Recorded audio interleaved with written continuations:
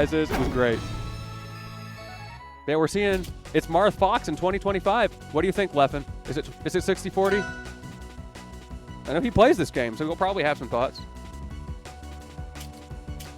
I always think of that old Summit sketch. I don't know if you watch the old like Melee Summits. I have. I'm trying to remember which the scene where he's getting his visa back, and he reminds the judge, Marth Fox is 60-40, by the way. That was a good one. And Slime's just there like, okay, like it's just so good. The Summits were always a good time. I want to see that with the top Rivals players. There's some great personalities in Rivals. I would love to see Summit-style sketches. There's a Summit-style event going on in NorCal right now. Ooh, okay. I think it already finished up. Very cool. Show me the skits, y'all. And this game is 60-60. I kind of agree with that. That's true with a lot of matchups in this game. It's the kind of game where if you're losing to someone, the matchup, no matter what it is, feels unwinnable.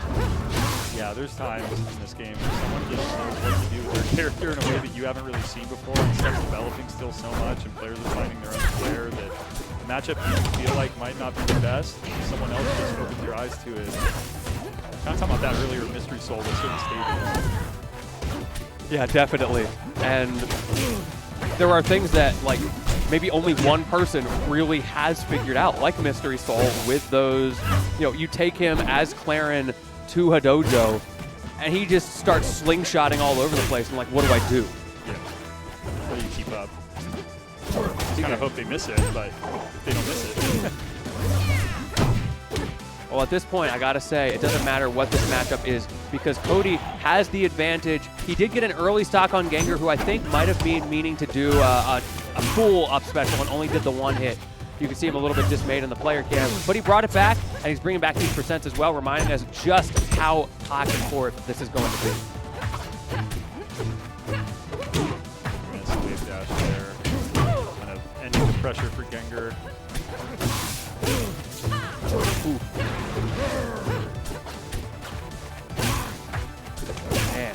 Man, these tech chases, it goes both ways. We saw in the previous set how good Cody was at tech chasing, and now Gengur's hitting him with the, oh, don't worry, I got those too. Speaking of teching, great tech there in the corner. A little bit difficult to do, but coming from Melee, that's free real estate for Cody.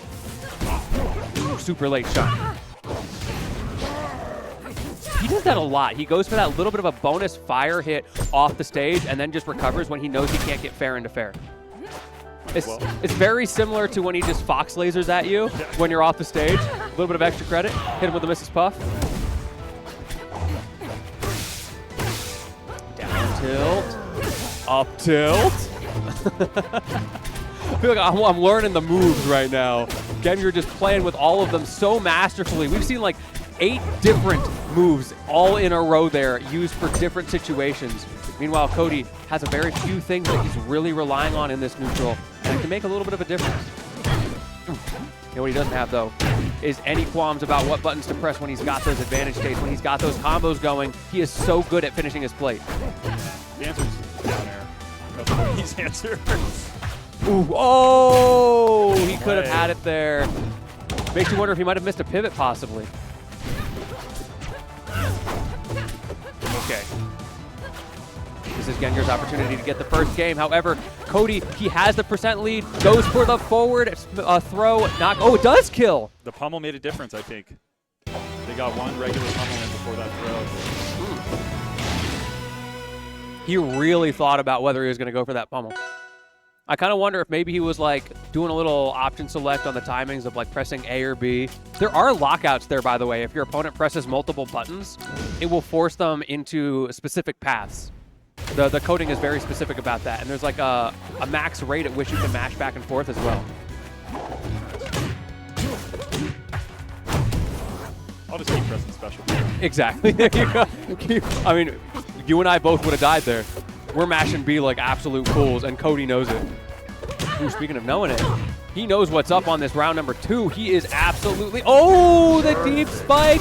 That's the Cody Schwab right there. Those deep shine spikes. Gengur staying alive, but the threat, unfortunately, though, Cody going a little bit too far, but he cleans his plate anyway. Look, we're going to call that, he just wanted a little bit of a stage advantage, you know? Yeah.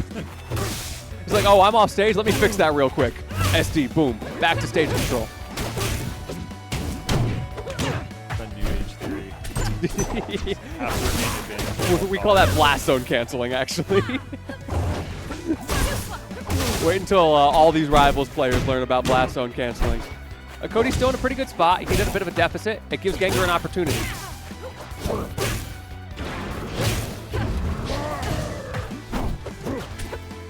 Whips on the grab. Great jump from Gengur. Gengur trying to stall out a little bit. Playing some games with that neutral special. We've seen him do that to great success, usually looking for a back air afterwards. However, Cody going super high, so it's not a problem. Oh! GG.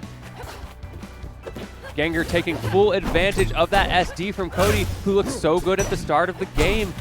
However, we've seen Cody come back from better, from worse, from so many situations in just this top 8. I think of that Hyperion, the Harbor game before, where he found those 2 up strongs. He can do it again. Well, there's one. And just like that, only a 10% deficit, and you're burned. Opportunity for Cody, who goes for the up strong. Ooh, I don't know about that. Maybe an anti-air attempt.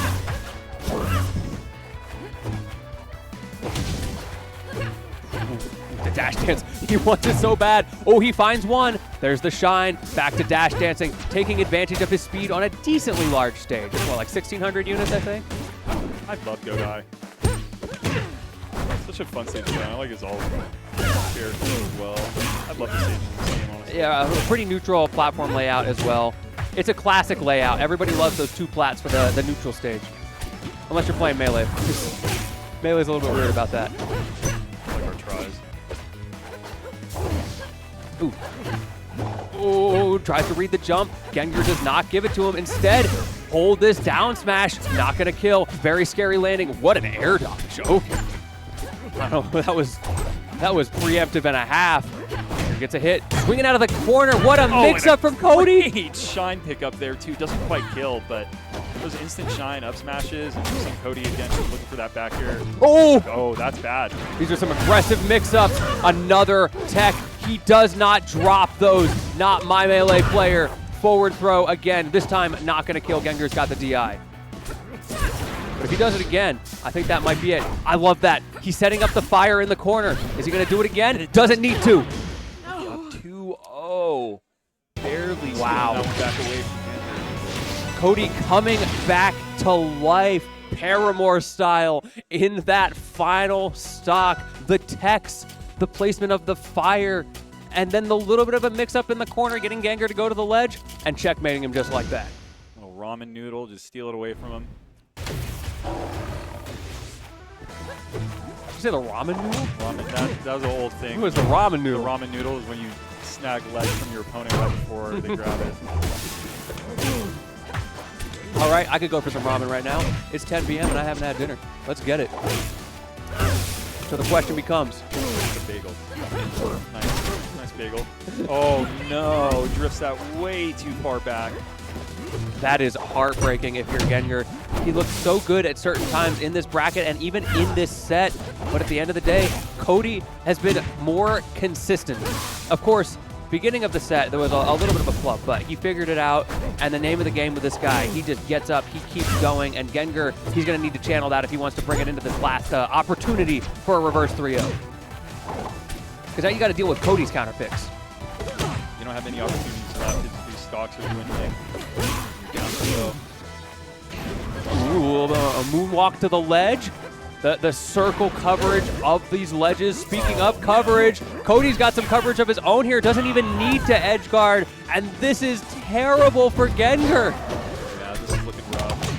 This would be a miracle comeback.